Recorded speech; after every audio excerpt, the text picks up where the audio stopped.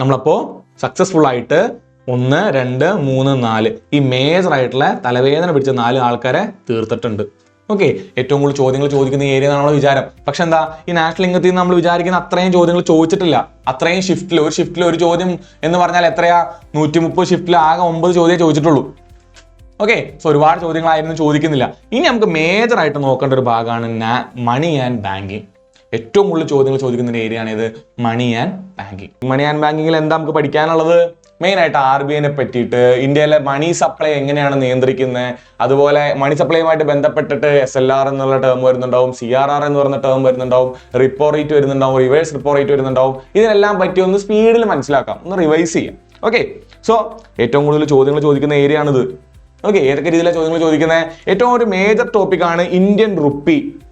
Indian റുപ്പിയുടെ simple അറിയാം, Indian റുപ്പിയുടെ simple അറിയാം. Okay, so Indian റുപ്പിനെ പറ്റി മനസ്സിലാക്കുമ്പോൾ എന്താ നമുക്കറിയാം, 2010 എന്ത് പറ്റുന്നുണ്ട്, പുതിയ ഇന്ത്യൻ റുപ്പി ഈ സിമ്പിൾ നമ്മൾ എന്ത് ചെയ്തിട്ടുണ്ട്, 2010 ജൂൺ 15 ഇന്ത്യൻ റുപ്പിയുടെ സിമ്പിൾ നമ്മൾ എന്ത് ചെയ്തത്, ഓക്കെ, ആദ്യമായിട്ട് ഇറക്കിയത്. ആരെ ഡിസൈൻ ചെയ്ത്? ഉദയകുമാർ എന്ന് പറയുന്ന ഒരു ഡിസൈനറാണ്, IIT ബോംബെക്കാരനാണ്. Selected through and open competition, ഒരു ഓപ്പൺ കോമ്പറ്റീഷൻ വെച്ചു, അതിൽ സെലക്ട് ചെയ്തതാണ്. ഫീച്ചേഴ്സ് ഓഫ് ദ സിമ്പിൾ എന്തൊക്കെയാണ്?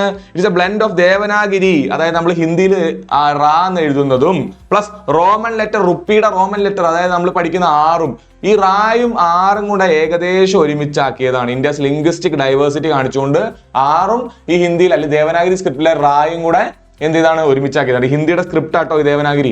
Okay, so 2 parallel horizontal strips on the top. കണ്ടോ, ഈ റാ വന്നാലും അതിന്റെ മുകളിൽ 2 പാരലൽ ഹൊറിസോണ്ടൽ സ്ട്രിപ്സ് ഉണ്ട്. അത് എന്തിനെ സിംബലൈസ് ചെയ്യുന്നതാണ്? ഇന്ത്യൻ നാഷണൽ ഫ്ലാഗിനെ സിംബലൈസ് ചെയ്യുന്നതാണ്. And the equal to sign representing and economic stability.